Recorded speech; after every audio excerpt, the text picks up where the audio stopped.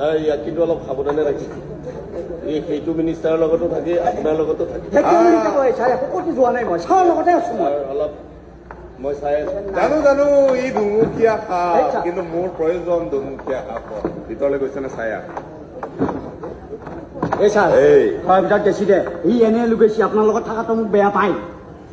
সঁচাই কৈছো তই নাথাকিলে মই ইলেকশ্যনেই খেলিব নোৱাৰিম বাবা হয় ছাৰ হয় কিন্তু এইবাৰ গেমটো অলপ বেলেগকৈ খেলিব লাগিব হয় ছাৰ খেলিব লাগিব ছাৰ